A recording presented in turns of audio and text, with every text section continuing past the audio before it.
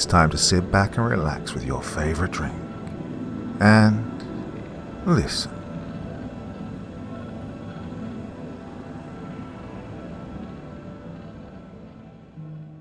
Good evening, wanderers of the dark, and welcome once again to the threshold where memory fades and shadows learn to speak.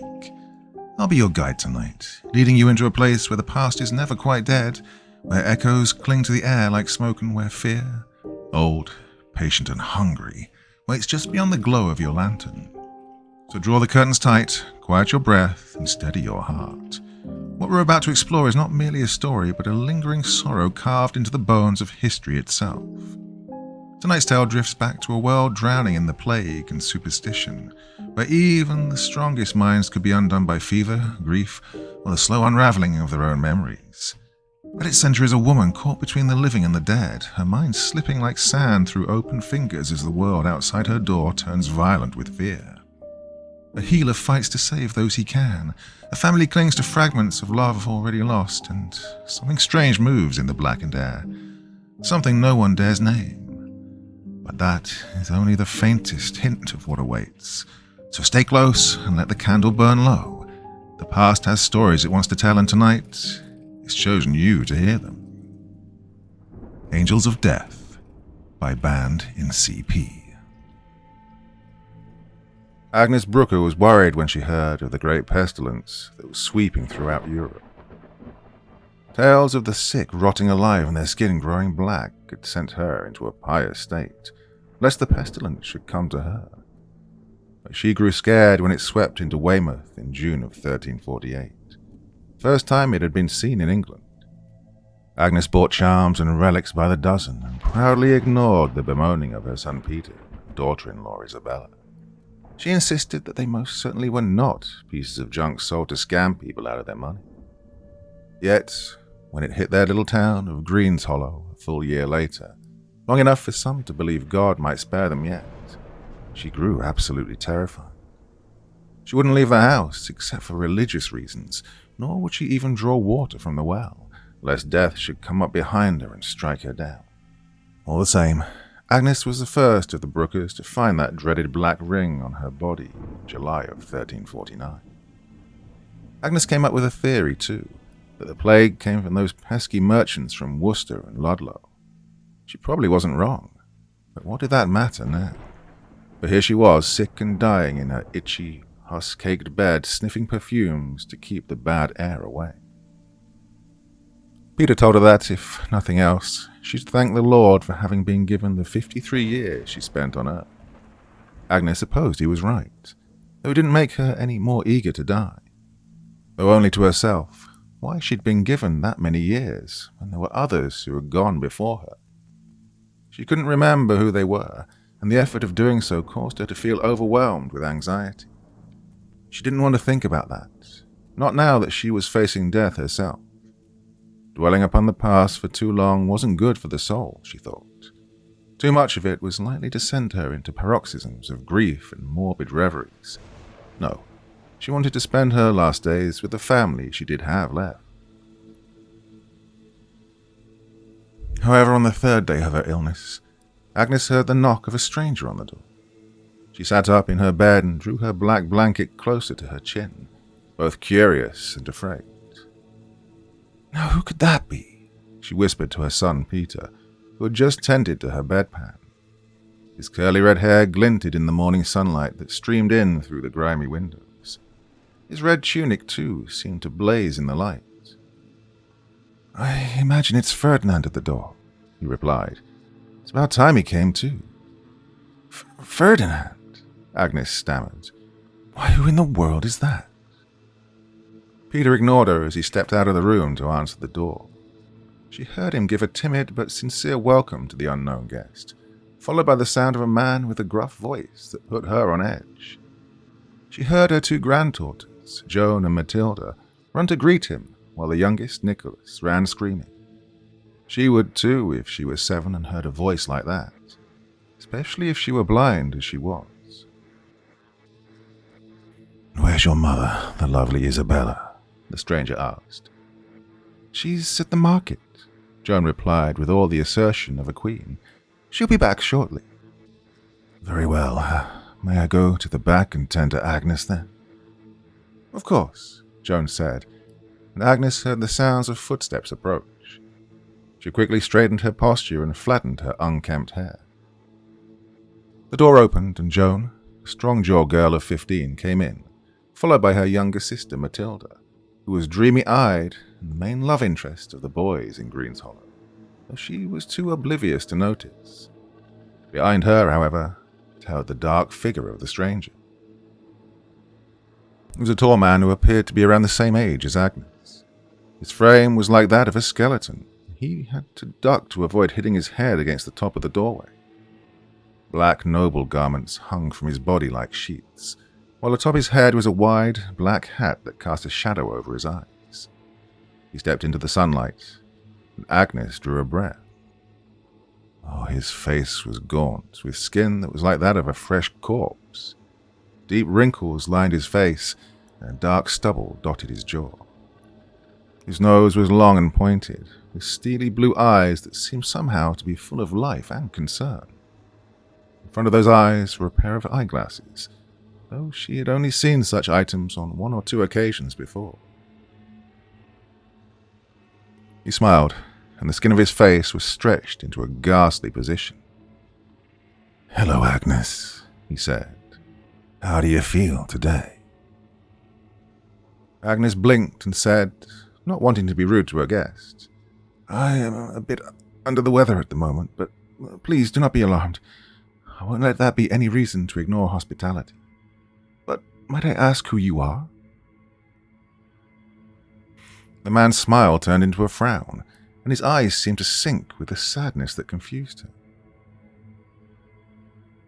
Peter, who had just come in after the gaunt-faced man, said to her, "Mother, I just told you before I went to answer the door who it was. Don't you remember Ferdinand?"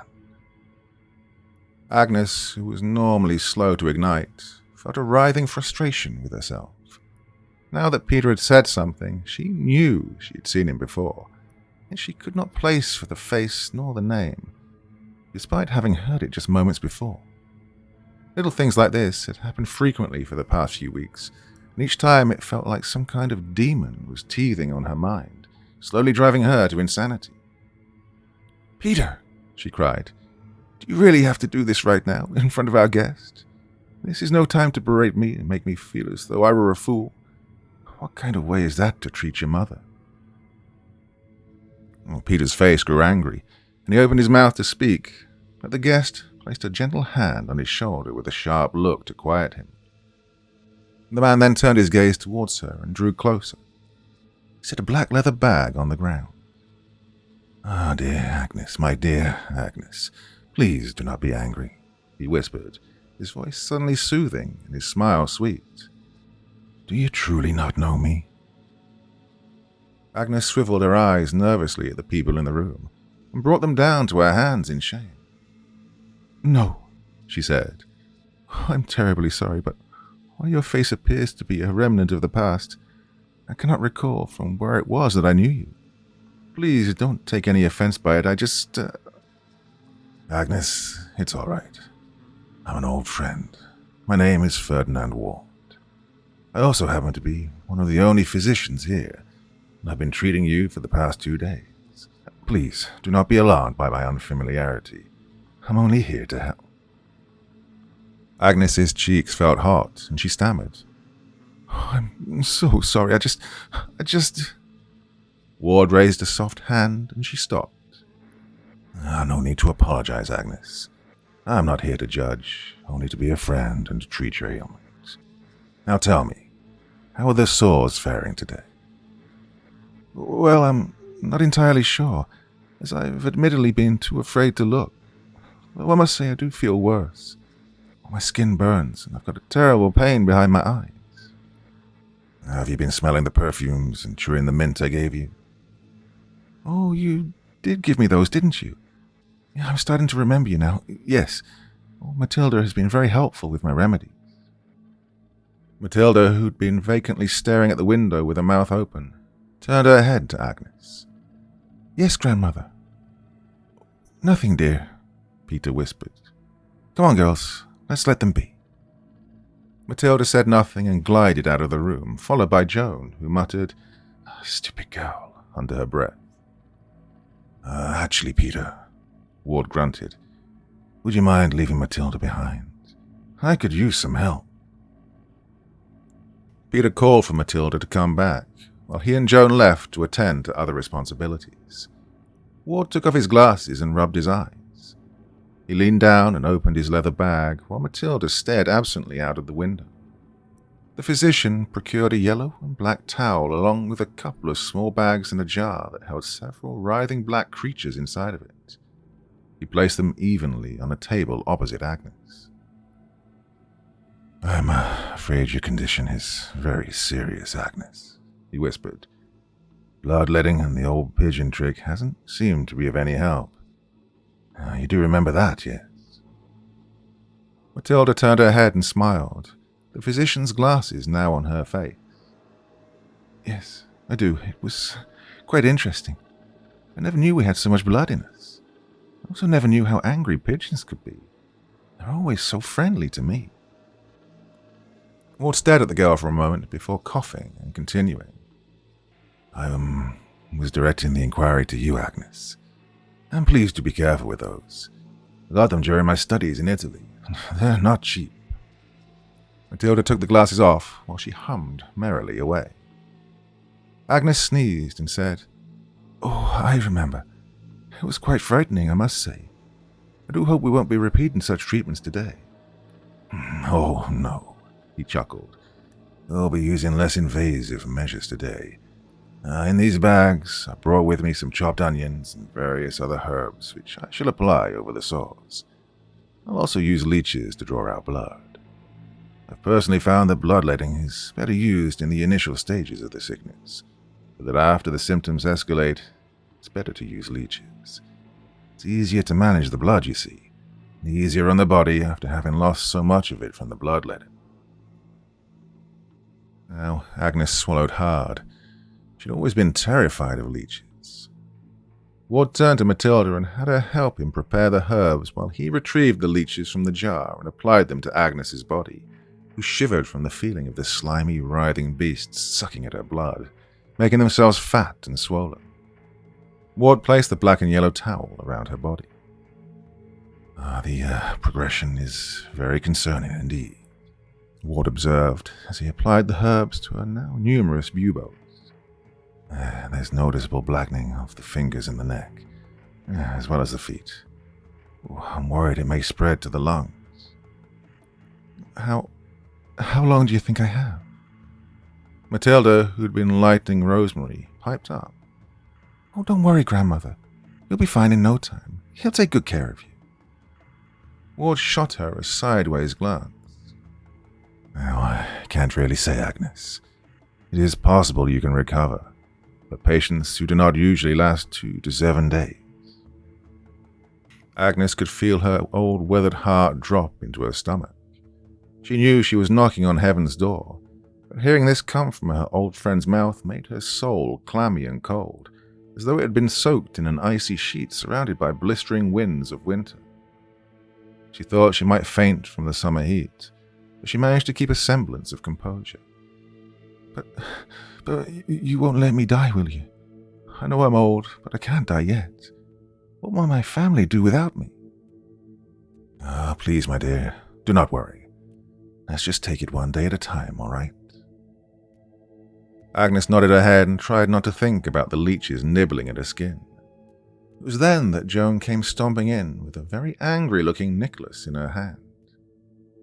"Peter asked that I bring him here," she explained. "He kept trying to play by the well and nearly fell in."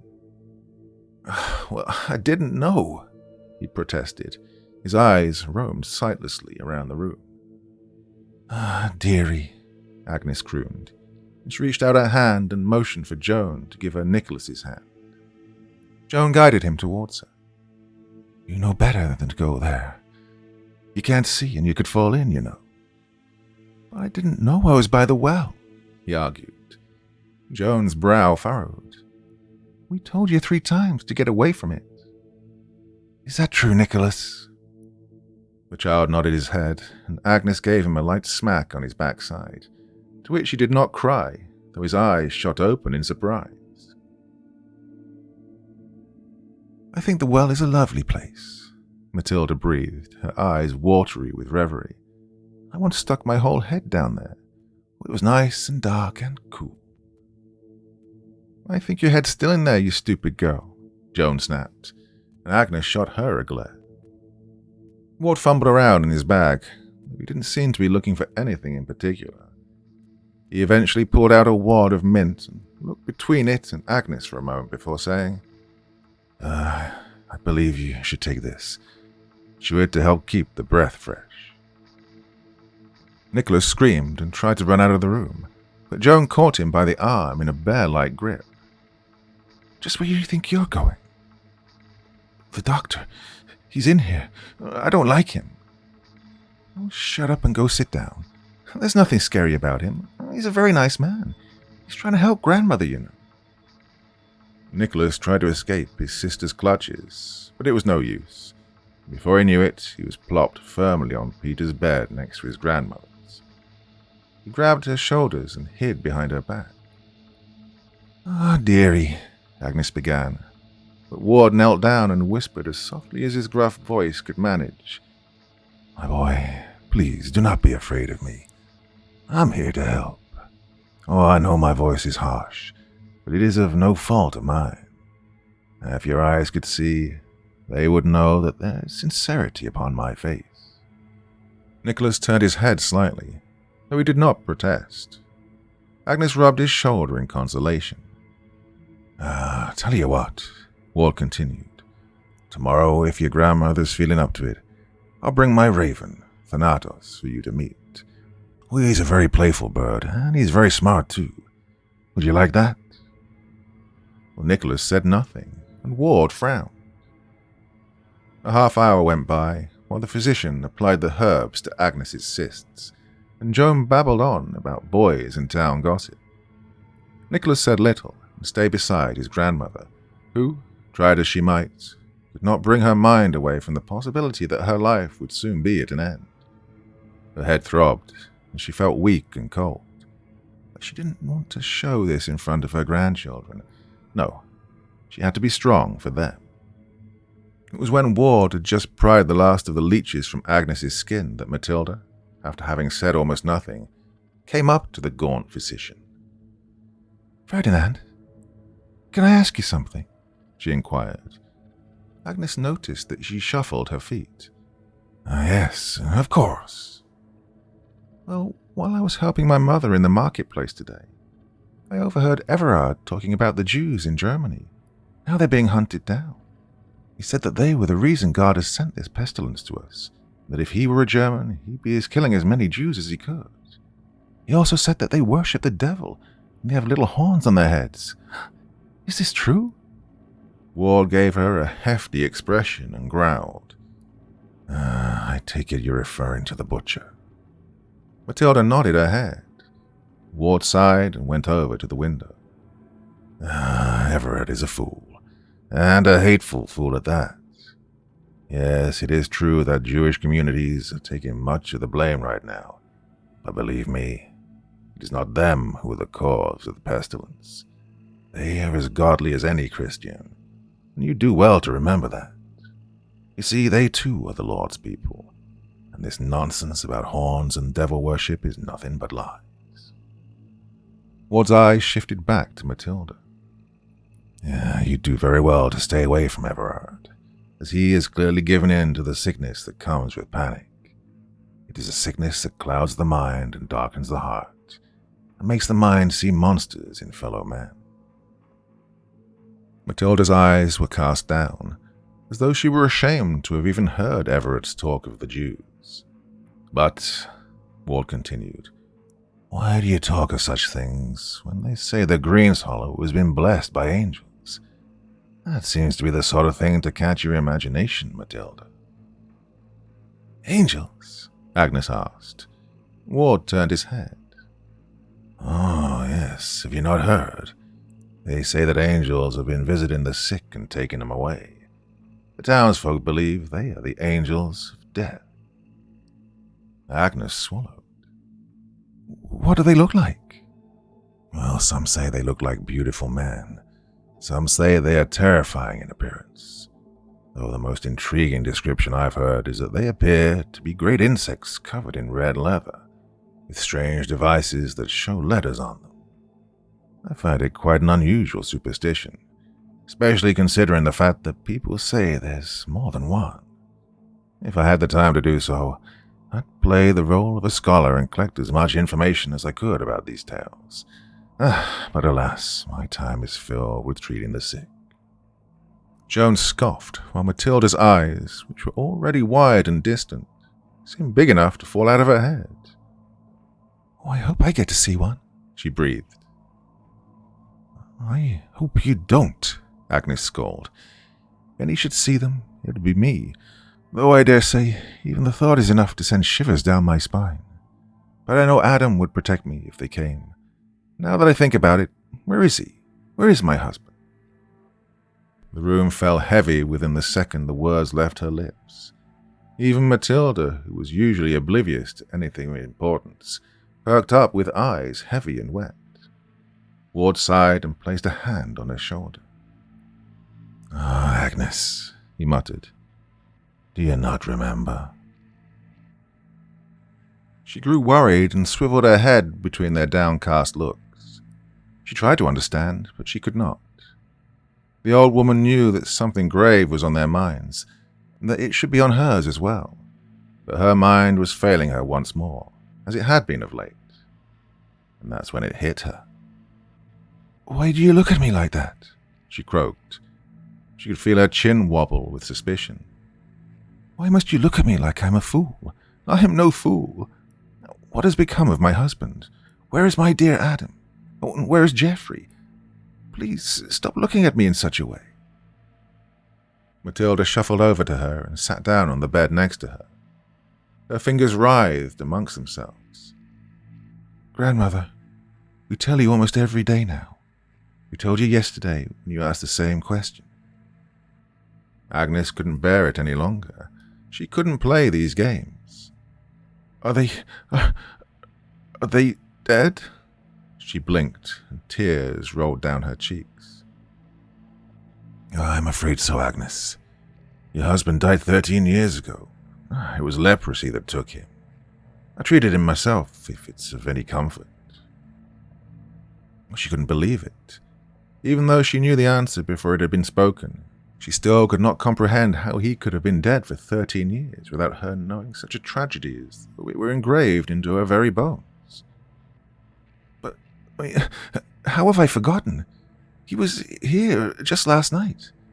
I lied down next to him in this bed. Where's my son, Geoffrey? Please, for the love of everything that's holy, please tell me Geoffrey lives." Their somber looks told everything. Agnes lowered her head and tried to hold back the tears, but she could not. She'd felt more and more lately as though her life had been slipping away like water through her fingertips. But no matter how tightly she tried to hold the water in, the water always escaped. Do you need a moment?" Ward asked, with warm consternation in his eyes. Agnes nodded her head as her throat began to croak faint sobs that soon would become howls of anguish. Ward gave a slight nod and waved the others out of the room before he assembled his things. On the way out, Nicholas grabbed Joan by the hand. He looked small next to her. "Joan," he whispered, "do you think that grandmother will forget us all one day?" "Oh, I hope not, dear brother. I hope not." And Agnes was alone. Though Peter and Isabella shared a room with Agnes, she felt herself to be truly isolated that night, with death knelt down on her chest and digging its claws into her brain. She wanted to cry out to them, to ask them to get the beast off of her, as though it were an incubus leering down at her with dripping fangs. But there was nothing they could do, for death was not on top of her. It was inside of her, robbing her slowly of mind and body. Agnes didn't want to die. She wanted to live. She wanted to stay with her family for eternity. She wanted to laugh and cry with the people she loved most in the world, She wanted to watch the grandchildren grow up and have children of their own. She wanted to watch Nicholas, though blind from birth, become the great man she knew he would one day become, and spit in the eyes of fate. But, most of all, she wanted Geoffrey to come home and embrace Isabella, with Adam at the doorstep. She wanted them to come home and tell them it was all a dream. But she knew she was awake. Before Agnes drifted into the river called Lethe, she placed her hand on the pillow beside her and imagined that she had touched the face of Adam.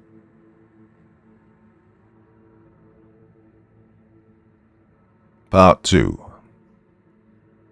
It was the year 1336, with 13 years yet to occur. Geoffrey and Isabella had been married for 3 years, and Agnes's little granddaughter, Joan, was just shy of being 2 years of age, with another grandchild on its way. They hoped the child would be a girl, so they might name her Matilda in honor of Agnes's mother. They were all seated around the dining table, waiting for the priest to arrive with the parish. Isabella, a small woman with bags under her eyes and dark hair, gently dabbed at her eyes with a handkerchief, while Geoffrey, a brawny man with a soft face, comforted her. Agnes sat next to Adam, who had his head in his hands, while Peter paced back and forth by the front door, and Joan played obliviously with a doll by the fire. The wind whistled outside the cold walls. They should have been here by now, Peter hissed to himself. He cracked open the door and closed it again. I pray that God smites them down, Geoffrey cried. I don't know why you speak as though they are welcome company. I didn't mean it like that. I'm just on edge is all. Geoffrey then glared at his brother. Please, Adam murmured, please do not bicker. I don't want any bickering. Adam, Agnes said, are you sure you wouldn't like a cup of water or some bread? No, my dear. What I want is to stay here and live out my days in peace, or at least be allowed to see you all again after tonight. But Father Foreman is a crook who dreams of riches with the serfdom under his heel. That's no way to speak of Father Foreman, Peter snapped. Adam raised his head to reveal a face covered in open sores and the beginnings of deformity. Why should any of us give a damn about that man? His actions are more blasphemous than any words I could say. Peter opened his mouth to speak, but Geoffrey shot him a look that made him close it again. There then came a gentle on the door. That must be him, Agnes whispered, her face paled like a corpse. Peter exhaled slowly and took a moment to compose himself before he opened the door. Ah, Ferdinand, he exclaimed. Why, come in, come in. Peter stepped aside so the physician could enter the dingy cottage.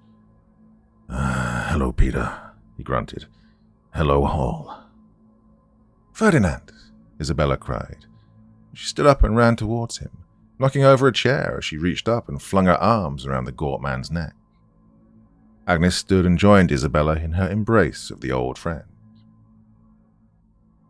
My dear, you do know what is to take place here tonight, do you not? I'm well aware, Agnes. I saw the priest in the parish on my way here.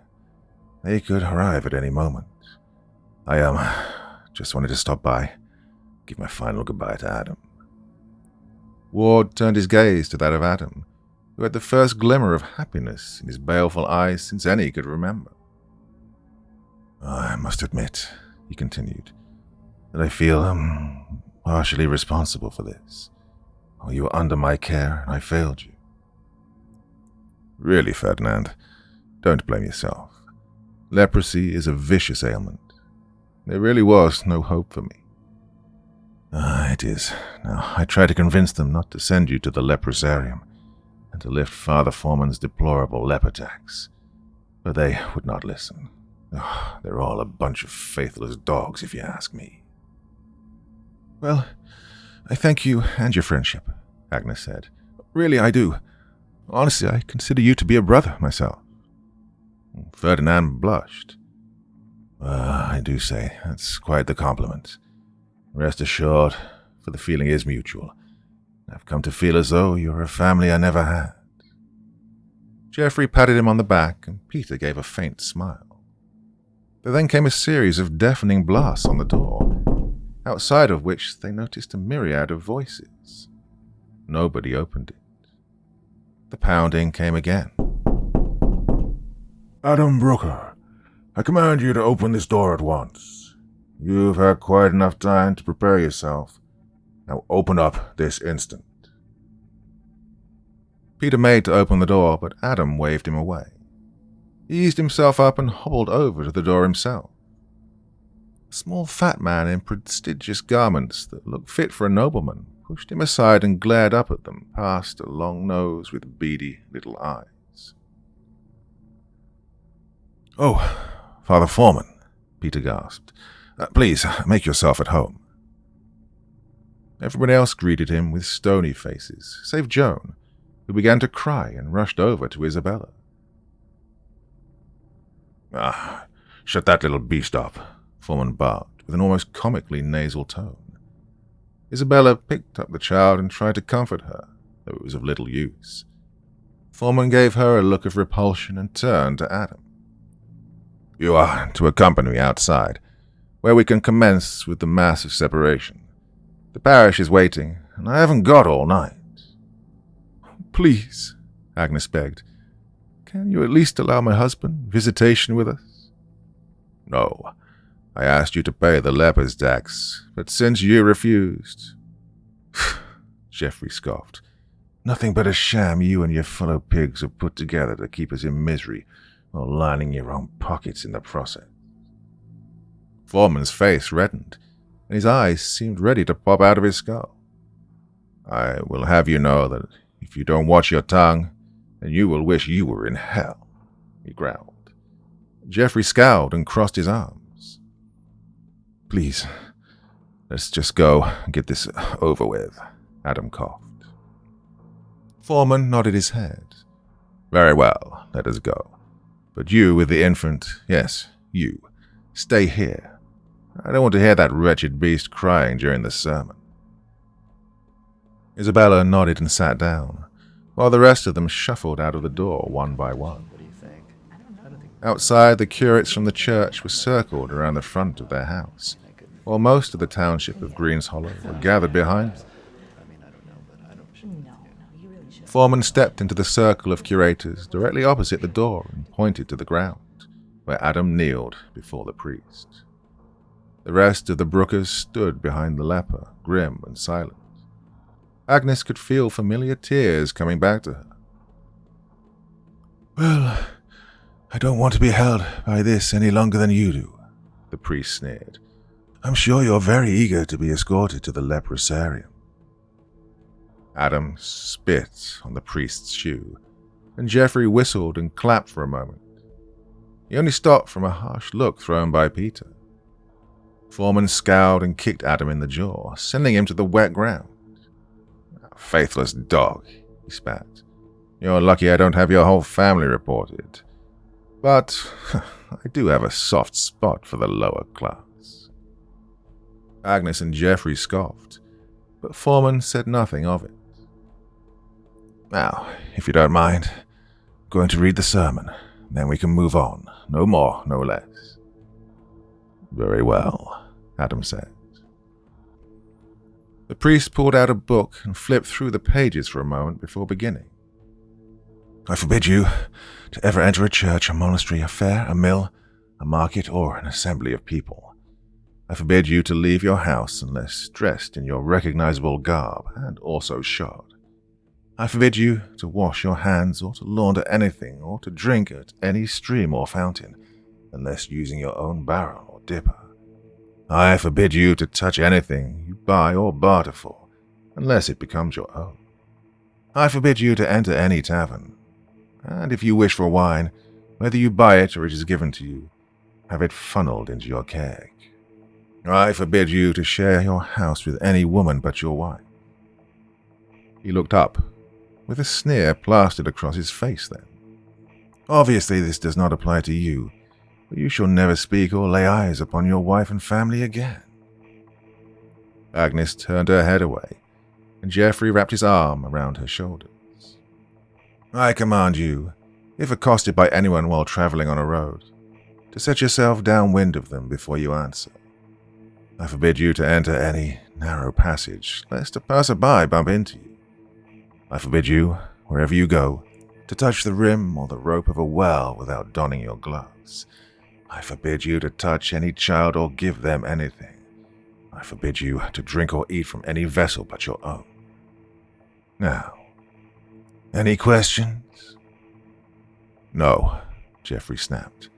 I think you've said quite enough. Very well, Foreman said. Adam, will your family be accompanying you to the leprosarium? Only if they wish. Peter knelt down next to his father. You know I will. As will I, Geoffrey affirmed. Ward gave a curt nod of his head. Adam turned his hollow face to his wife, who sobbed into her handkerchief. Agnes?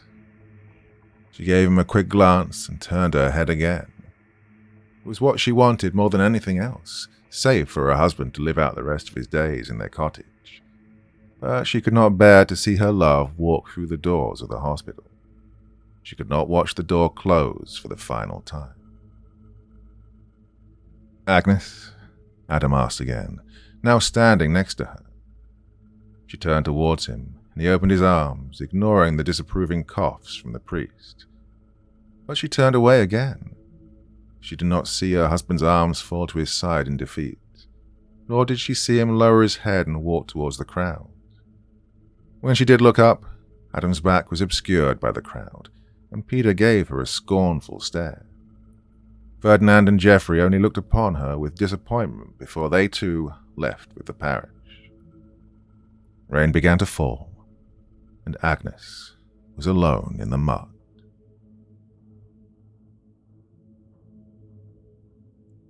Part 3.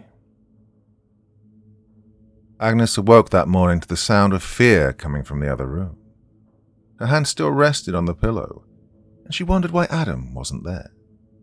She remembered that he'd been there the night before, and that the priest had also been there, though she couldn't remember why. Her muscles ached, and she felt cold even though it was summer. She could feel more buboes across her body, and her fingers were blackened. Oh, she wished that Adam was there to comfort her. Isabella? She coughed. The daughter-in-law came inside the bedroom, crying into Peter's shoulder. Where is Adam? What's the matter?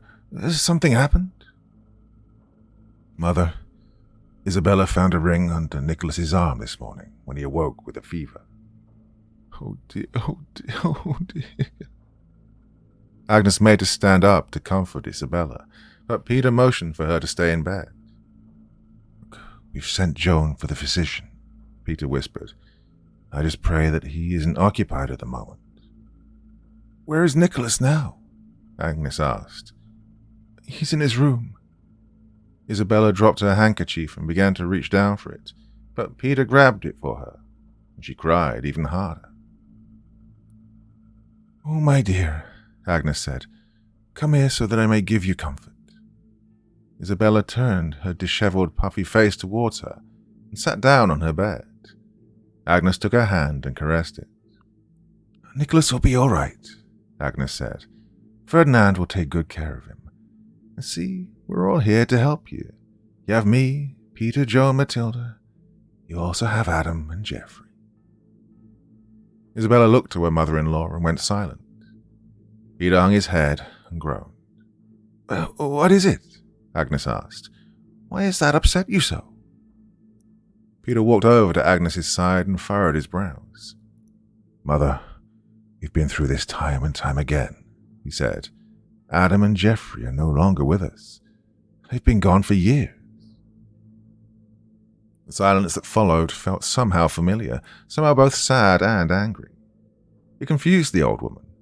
But whatever do you mean? Adam died 13 years ago. Geoffrey followed suit nearly 7 years ago now, not long after Nicholas was born. They were here just last night. We all were. And Ferdinand and Father Foreman. I don't remember what was going on, but I remember we were all here. Agnes, Isabella said, her cheeks still wet, I believe you were dreaming last night of when Adam was taken away. But why was he be taken away? Did he do something wrong?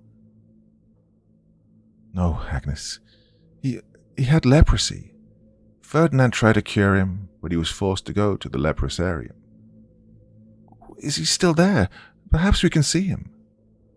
No, Mother. We couldn't afford the priest's leper tax. He passed away in his sleep 5 months after. Oh, the news made her head swim, and a dull pain erupted behind her eyes, as though some little bird inside of her banged and begged to be let out, to fly away from repeated revelations and daily heartbreak. Oh dear, she murmured, and phlegm rattled in her throat. My Adam. No, he can't be dead. He can't be. Mother, it's true. We were all there that night. Agnes stared off into the distance, her eyes wide and scared like a child faced with the terrors of a beast. Her hand reached for her head, and she ripped out a chunk of it and was about to pull out another wad of hair before Peter grabbed her hand and placed it upon the nest of charms and trinkets she wore about her neck. Why? She whispered, her voice hoarse and barely audible. Why must I keep forgetting the faces of those I love? Why must I keep reliving the woes of grief for bodies that were laid to rest so long ago?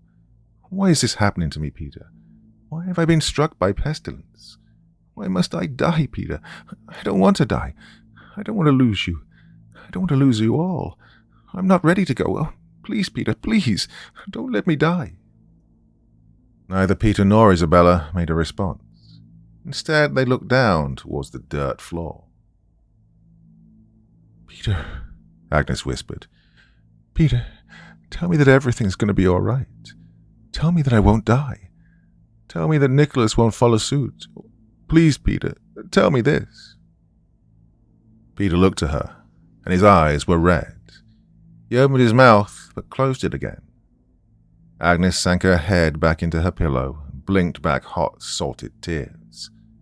A warm hand briefly touched hers before Agnes was left to be alone in the bedroom. Little time was wasted before Ward arrived, and Agnes remained alone in her room. Nicholas screamed as the physician drained his blood, and the terror held within those screams seemed to echo within Agnes's soul, resonating and becoming one. They seemed to go on for an eternity. She had never heard screams of the like before.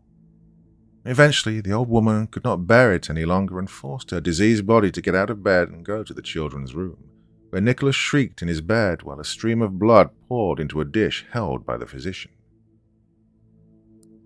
Nicholas, please, Ferdinand said. This will only last a minute longer or so. Do you think the angels of death will come for him? Matilda asked. Her eyes were fixated upon the blood. Peter furrowed his brows.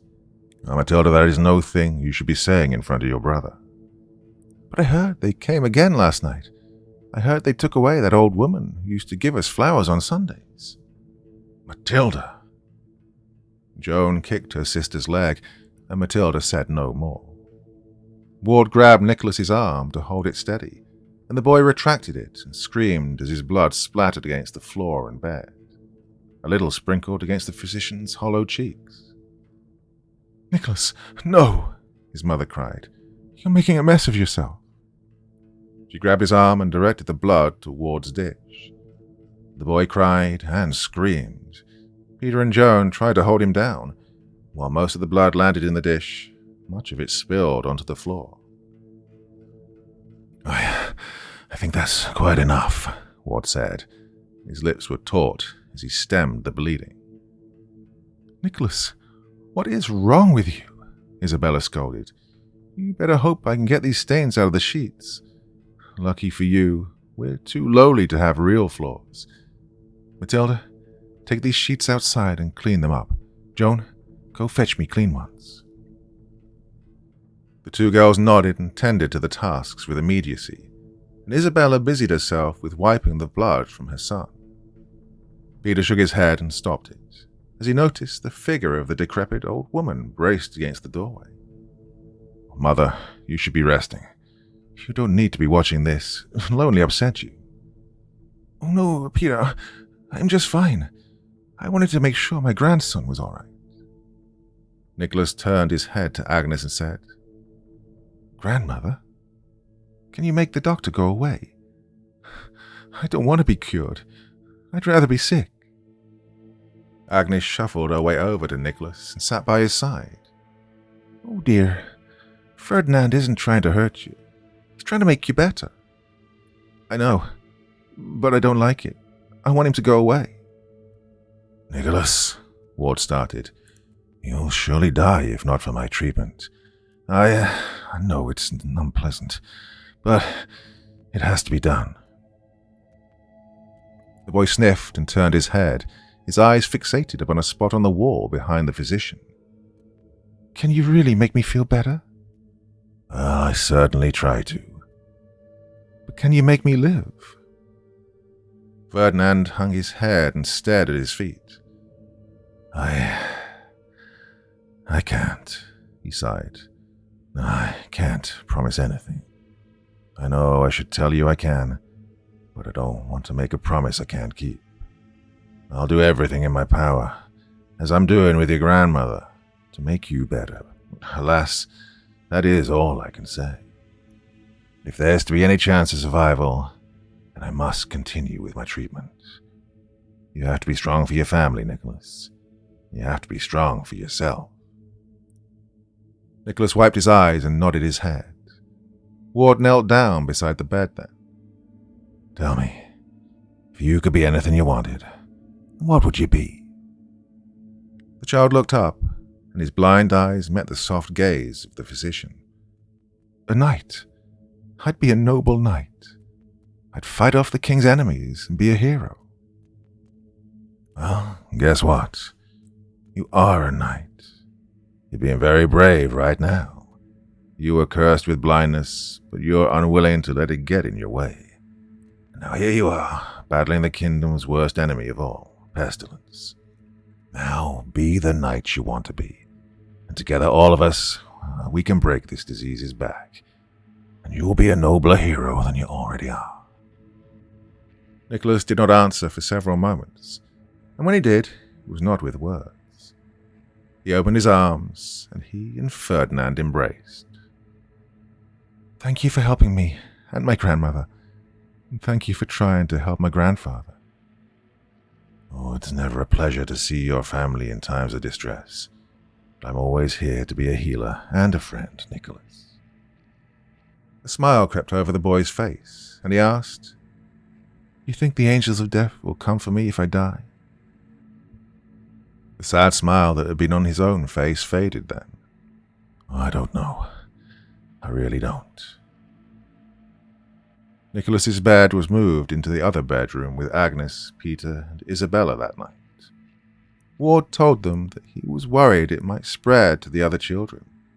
He also checked on Agnes, whose own condition was getting worse, though she tried desperately not to show it. That night, Nicholas slept fitfully, and Agnes could feel the sickness spreading to her lungs, which rattled and sent an ungodly amount of phlegm into her throat, which she constantly had to clear. Her hands and feet were nearly completely black now, and her muscles roared in agony. And yet, despite this, she eventually fell into a deep slumber.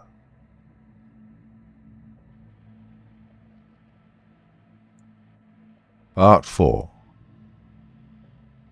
It was springtime, 1342. The Queen's College was barely more than a year old, and Green's Hollow had just received word that Pope Benedict XII had been replaced by Pope Clement VI. Pope Benedict had been a popular pope amongst the townspeople, and his death had proven to be a dampening of spirits, but they hoped that the new one would prove to be better yet. However, these worldly affairs were far from Agnes's mind, as she stood by the brook, tossing stones into the water in idle thought.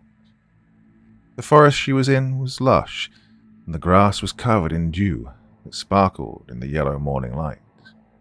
A willow swayed in the breeze opposite the brook. She'd been lost in the old days, the good ones, when her family was young, and when she and Adam had been raising Peter and Geoffrey, while her own mother, Matilda, was the old crone instead of her. Agnes thought of how Matilda's mind had failed her in her last years, and hoped that the same would not happen to her. Her thoughts then turned to her oldest, Geoffrey, and how, despite having no reason to be anxious, she worried that he would never return from his trip to Ludlow. He set out there 3 days prior to sell a sheep, cow, and a lamb, as the crop had proven to be hard the harvest before, and they were now desperate for coin. No one in Green's Hollow could afford to purchase the animals. A voice startled her out of her contemplation, and she dropped the stone in her hand. "Agnes." She turned and saw that Ferdinand Ward stood before her, as grim as ever he was. You startled me." He gave a dry smile that somehow did not look like a smile. "I apologize. I was told you'd come here for a slice of solitude." Yes, I have. Though do not misunderstand me, as I am always welcome to a friendly face." His eyes, which looked to be mournful, shifted from the stream and back to her. A brooker by the brook. How fitting." Yes, I've heard all the jokes about brooks and streams that there are, Ferdinand. May I ask what brings you here?" Ward sighed and sat down upon a moss-covered rock on which Agnes had rested not long before. "Alas, I do not come with light tidings. The business I am here on is nothing I would ever wish to be occupied with. Now, before I begin..." "Oh, please, Ferdinand, do not draw this out. If it's important, just tell me." "Very well, though I would ask that you find a place to sit, for the news is dark indeed." Agnes, with a puzzled expression, sat down upon the rock next to her old friend, whose hands were clasped about his knees like a falcon on the arm of a falconer. "I know that you've expressed concerns in regard to Geoffrey's trip to Ludlow, and though I at first thought these anxieties to be irrational, it is of my regret to inform you that your suspicions have been validated." "Whatever do you mean? Is my son okay? Will he be back soon?" Ward wiped his eyes, but not before Agnes could see the wateriness that had come over them. "He was found by a courier, who was on unrelated business to Ludlow, to be lying on the side of the road, seemingly unconscious. The courier inspected him after realizing who the man was, and found that the body had been rid of what little items of value Geoffrey may have had, along with multiple wounds to the abdomen and backside, apparently caused by a blade. He was likely from a highwayman." He briefly looked towards Agnes, who stared at him with a blank expression, though her lips were taut. "The courier was but a few miles north of Ludlow, so hurried to the town and alerted the proper authorities, who have promised to bring Geoffrey's body back with expediency. The courier rushed back here ahead of them, told me the news, as I was the first he encountered. I've already told the rest of your family." "Do they know who killed him?" Agnes whispered. "I'm afraid not. There's been a known group of thieves along the road, but their identities are not yet known. They've thus far eluded capture." "Oh, I'm sorry, Agnes. I truly am." He opened his arms to embrace her, and after a moment she complied. Tears strolled down her face, the first since they'd received news of Adam's death. "I know it's hard, especially after the passing of Adam at the leprosarium. Just know I've always been and will always be a friend of the Brookers."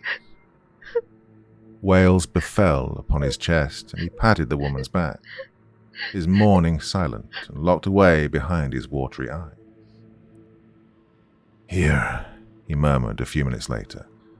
"I brought you a gift, so that it may, even if only by a small amount, cheer you up." He reached into his pockets and produced a dark, crimson rose.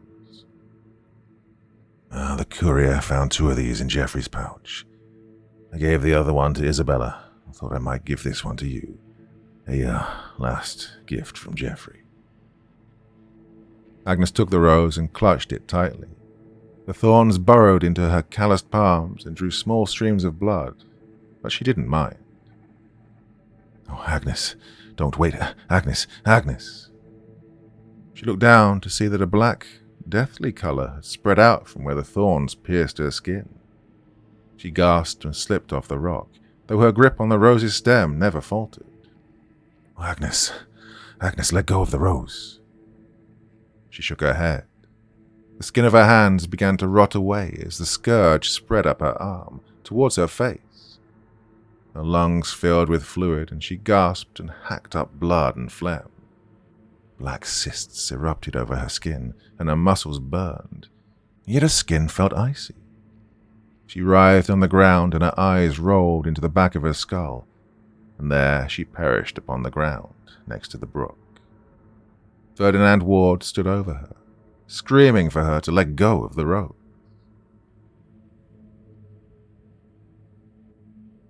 Part 5. Agnes gasped and thrashed in her bed, with her fingers clutched around her throat. She pulled them away to see that they were rotted and black, the insides of them covered in blood and pus from her neck. Mother, what is it? Peter cried, and he rushed to her side and pushed her grey hair from her face. Geoffrey, she sobbed. Geoffrey, oh, Geoffrey. Isabella came into the room, and Peter motioned for her to be quiet. It was only a dream, Mother. It was only a dream. Oh, I'm going to die, Peter. I'm going to die just like Adam and Geoffrey. Shh, now. Don't speak of such things. Everything will be all right, Mother. You and Nicholas will live yet. And think, you have your memory this morning. You show promise. What promise does it show that I have become a living corpse? What promise does that show, Peter? My lungs rattle with the tolling chimes of death, and poor blind Nicholas does not appear to be faring any better. Look at how his skin has become. Look at how only in a day it's become like mine looked just yesterday. She paused and drew breath then. What solace is there in death, Peter? I never asked to die. Mother, I know it's frightening. But think of how the Lord will reward you for your devotion and suffering here on earth. Agnes reached up and grabbed Peter's red vest. The church speaks of heaven and its angels, of how a good Christian will be reunited with their loved ones. But what do they know, Peter? What do they know? The only way they know is because their forefathers told them it was thus. But Peter, we are only human beings. We're proven wrong every day. What evidence is there that our ancestors were any more right than we are? What if they were wrong, Peter? What if God has not been pleased by my devotion? I should be cast into hell. What if... I despise myself for even thinking such a thing, but what if there's nothing? What if death warrants silent oblivion, and the world is just as uncaring and cruel as this pestilence that has gripped the world? Mother, calm yourself. Even if you should pass away, you have my promise that Adam and Geoffrey will come to you. You simply need to have faith. Even if you should not believe my words, hold on to the semblance of belief so that you can be strong for your grandchildren. They're saddened by these times, Mother, and they've told me they look to you as a hero. Please, stay strong for them. Even if it should only be Joan and Matilda who survive the pestilence, they shall remember your strength and carry you and Nicholas as inspiration later in life, when they themselves have children of their own. Peter was panting, and his breath smelled of mint against her nose. Agnes closed her eyes and nodded. She sunk her head back into the white pillow. Just look at my hands, Peter. Look at how they rotted away. Yes, I see, Mother. Look at the stain of death upon my flesh. I see. She grimaced. I hurt so much, Peter. In my dreams last night I dreamt of the day when Ferdinand told me of Geoffrey's death. I dreamed of the rose he gave me, the one that was dark crimson. This dream was accurate to my recollections in its entirety, save the end of the dream. Well, what happened? I clutched the rose so that the thorns drew blood from my palms. Though I remember doing that, the thorns did a most peculiar thing, Peter. The sickness began to rapidly spread from the incisions. It spread up my body in a matter of moments, till I died on the pebbles by the brook, while Ferdinand stood over me, telling me to let go of the rose. Yet I never did let go of that rose, Peter. I never let go. Peter continued to stroke her hair, but his eyes could not meet hers. The heavy air was broken by the ghastly shrieks of Isabella. Peter and Agnes both looked towards her and saw that she was struggling with the writhing body of Nicholas. Peter rushed over to her, and Agnes saw that the child's eyes were rolled back, that foam spewed forth from his mouth as he quaked with a violence she had never seen before. "Matilda!" Isabella shrieked. "Matilda!" The girl bolted into the room, and Isabella grasped her by the shoulders. "Matilda, I need you to go fetch Ferdinand. Your brother's having a fit, and we need him. Now, go!" The little girl nodded and raced out of the house without a word. "Where's Joan?" Peter asked. "I sent her to the market to buy herbs and rosemary for Nicholas. I was afraid to wait for Ferdinand's arrival, since his condition is faring much for the worse." "Very well. Perhaps Matilda will run into her and tell her the situation. I only hope that Nicholas will last until they get back." Nicholas seized for another few moments and went limp. His eyes were glazed and his breath was short and ragged. Nicholas, do you hear me?" Isabella whimpered, but he gave no response. "Oh dear," Agnes whispered to the boy. "Please, say something. Will you, Nicholas, for your grandmother?" He still gave no response. His unseeing eyes were fixed upon the ceiling. They waited with bated breath for nearly an hour before the two girls came back. Joan's expression was one of disbelief, while Matilda was in tears. "What is it?" Peter demanded. "Where's John?" "Dead," Matilda wailed. She threw herself into her mother's arms. "Dead?" Peter gasped. "What do you mean he's dead? He's one of the only doctors in Greenshollow, willing to treat the pestilence. We need help now." "He was murdered," Joan whispered. She sat down by her brother. "He was killed this morning on his way to treat one of the other patients. The whole town is in uproar." Agnes was stunned beyond words. Her old friend, dead, the one who had always himself brought both grim news and comfort in troubling times, no longer there to be their guardian. "Who did it?" Isabella asked. "Why would anyone slay a healer in times like these?" "Oh, it was Everard, the butcher," Joan explained. Her body was rigid, and she seemed to speak from a faraway place. Peter flung his fist onto a table and startled everyone in the room. "That bastard, that God-forsaken bastard. Does he know that he's killed more than one today? Does that damned fool not know that he has put every one of his patients into the grave?" "It was because of the Jews," Matilda whimpered.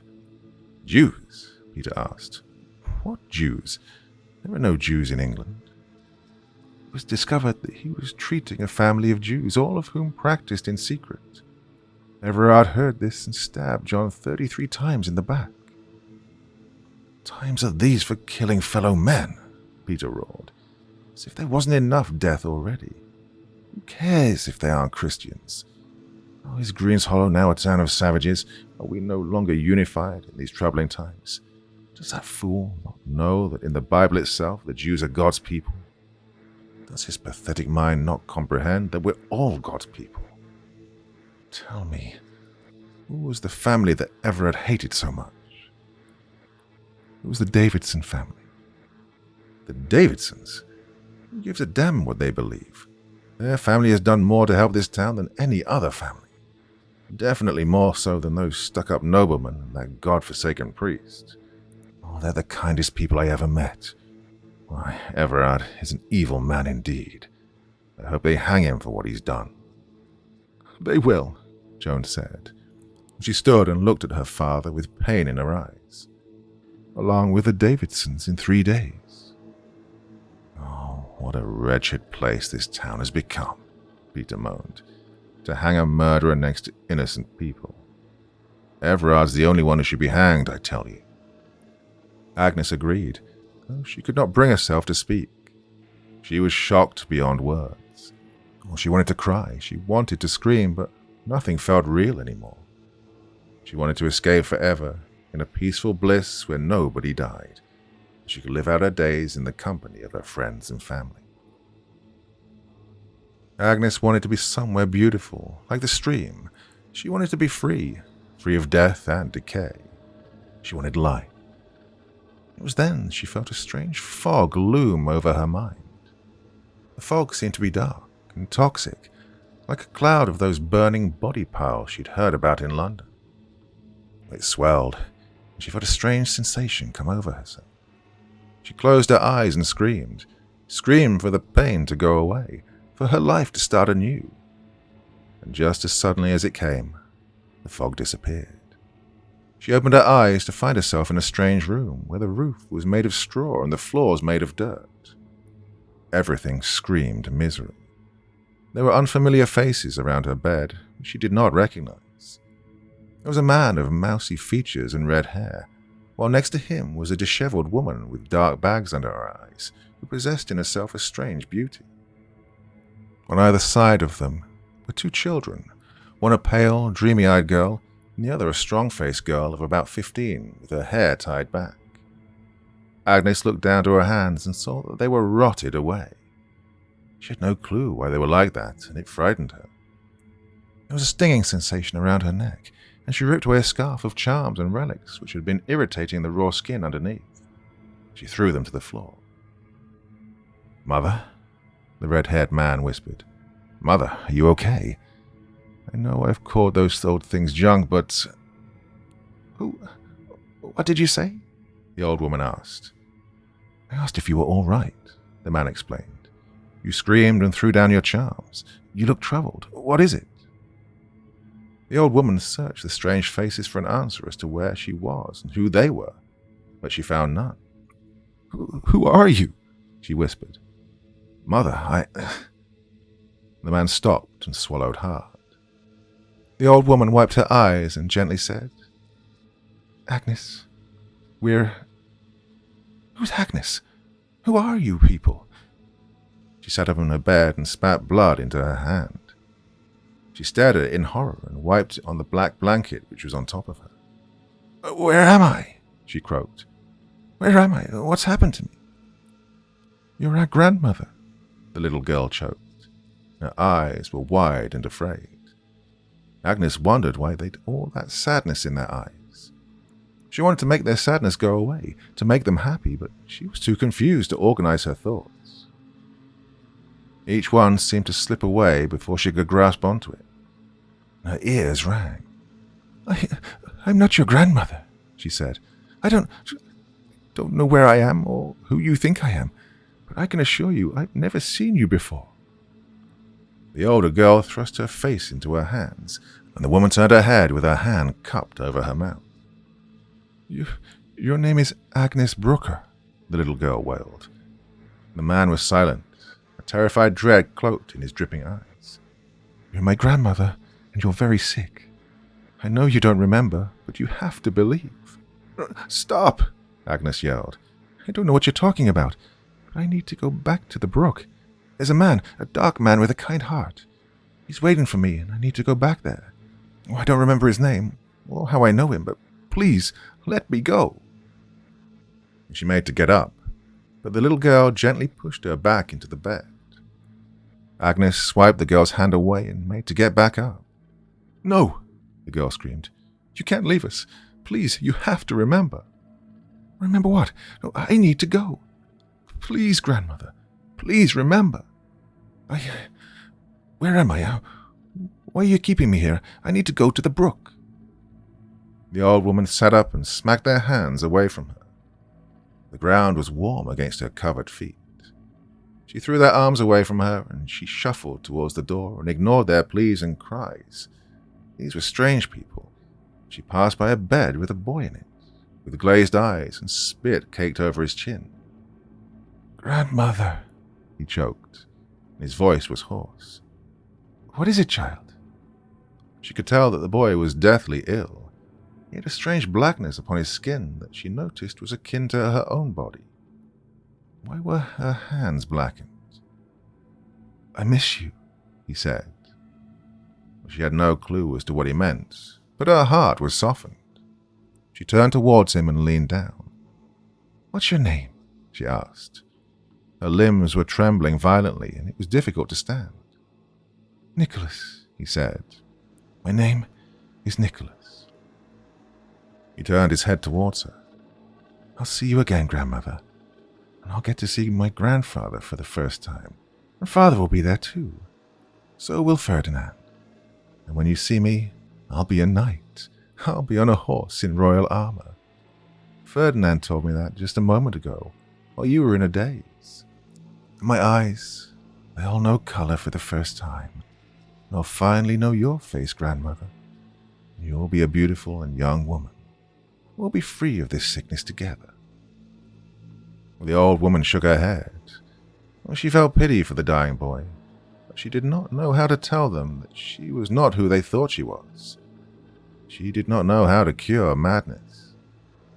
The boy turned his head back to the ceiling, and his breath was hoarse and ragged, like the door to a tomb rolling shut for the final time. The ringing grew in intensity, and a black fog crept over her mind once more. The woman fainted, with her head nestled next to the child's. Part 6. She was alone in a quiet, gleaming forest in the springtime. The old woman looked about herself and recognized it as being close to the brook. There was a grim man waiting for her, though she did not know his name. She crept forward, the song of birds distant while her feet rustled against the grass. She did not travel long before she saw the bubbling brook. It seemed to call to her, to invite her to play in the water like a little girl. She remembered a rock covered in moss. She didn't know why. The little girl looked to her left and saw nothing. She turned her head to the right, and behind a thicket of emerald bushes she could see the vague shapes of people. The girl crept over to the bushes and pulled them aside. She gasped and lost her breath. Sitting upon the rock was a figure in dark rags and a hood that covered its face. It was leaning its face over the limp body of a boy, while on the ground was the corpse of the grim man. He was missing his eyes, and a raven was perched upon the man's skull, and it glared at her with eyes of firebrand. She looked back to the cloaked figure, and the figure raised its head and lowered its hood, and the little girl screamed. It was a corpse with skin blackened and blistered by pestilence and covered in fat, slimy leeches. Its cheeks were sunken, and the lips were torn away to reveal a set of leering, rodden fangs, slowly chewing on an eyeball, the juices of which dripped down the creature's chin and onto the face of the boy. The girl looked down to see that she somehow recognized the boy, as though from a dream. She screamed, and the rodden figure cackled at her misery. She looked up to see that the sky had grown hazy and green, while the forest smoldered in decay. "You must cross the river, little girl," the monster sneered. She turned around to see that the merry stream had been replaced by a vast black river that was covered in a dark greenish-yellow fog that made the little girl think of disease.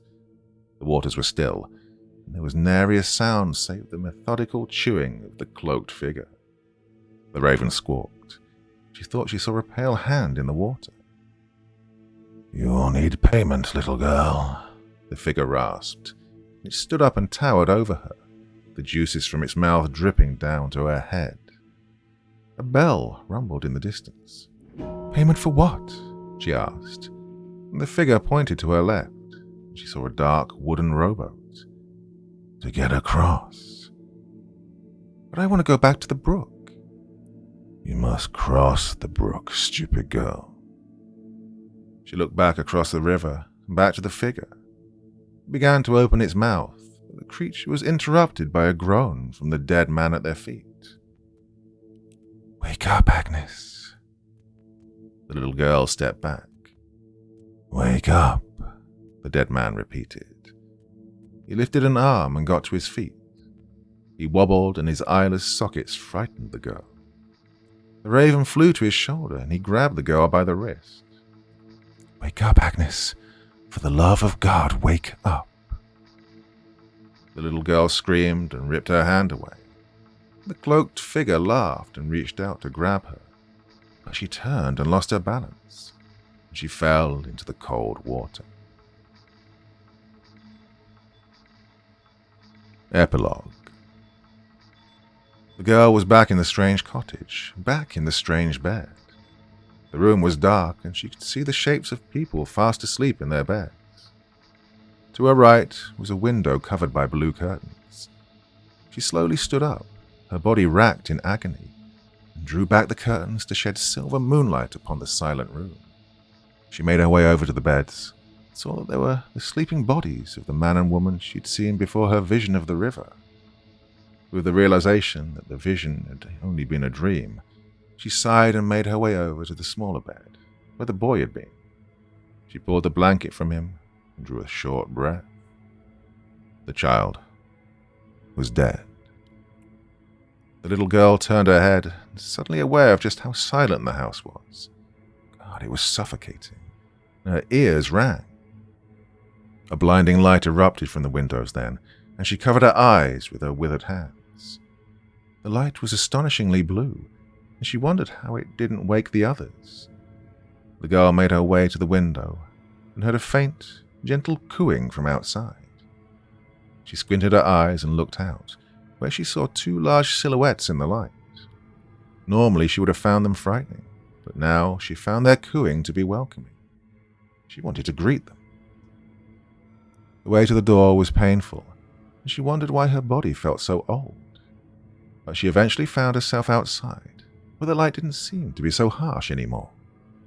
There before her were what appeared to be two large insect-like figures covered in dark red leather, each with 4 massive wings curled atop their backs.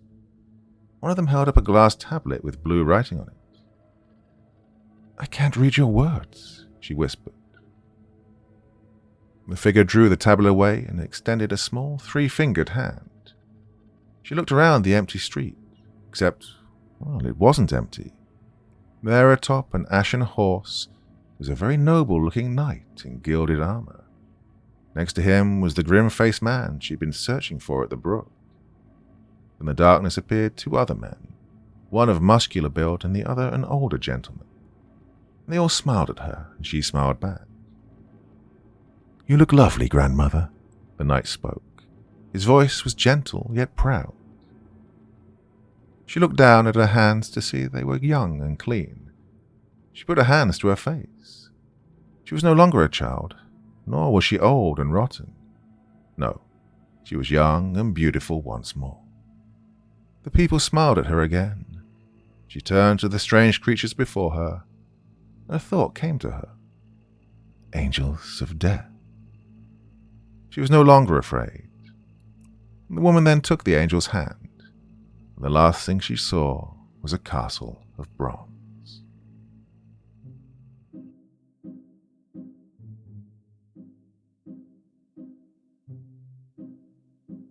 So, here's the thing. Here's absolutely the thing about me and my recording of stories. I've always gone for the things that I thought, well, that's a bit interesting. That just piques my interest. Maybe my audience won't immediately like that one, but you know what? I just have to record what I like and what I think is going to be good. So, hope you enjoyed that one. That's always been my philosophy. And I thank so many of you for being with me for most of this journey. A lot of you from the old days back in the day are still here. And of course, a lot of new listeners as well. But yeah, that's been my philosophy. I've never chased the obvious, what's definitely going to get people listening just from the title. Done it a few times, but that really isn't me. So I've always had this approach. I'm just going to read what I think is interesting. Maybe not the best stories, but maybe just to support an author who's up and coming and this is their first effort at writing, something like that. Anyway, I'm waffling on, aren't I? So that's enough for this evening's entertainment. Hope you enjoyed that one. I thought that was pretty interesting. I like the way it was structured and the way it brought itself towards the end.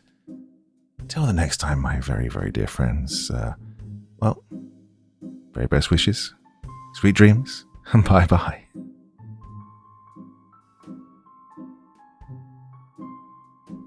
Thank you so much for taking the time to listen to this story today. Really means a lot to me and to the author of the story, of course. Well, if you want to know more about me, I'm pretty much everywhere on social media. You can find me on Facebook, Twitter, Instagram. You can download my music on SoundCloud. I've got a Patreon if you feel like. Throw me $1 or $2. Very much appreciated. And of course, on Reddit, I have a place where you can leave stories if you want me to read one that you've written. Well, hoping to see you all again very soon. Till then, sweet dreams. Bye-bye.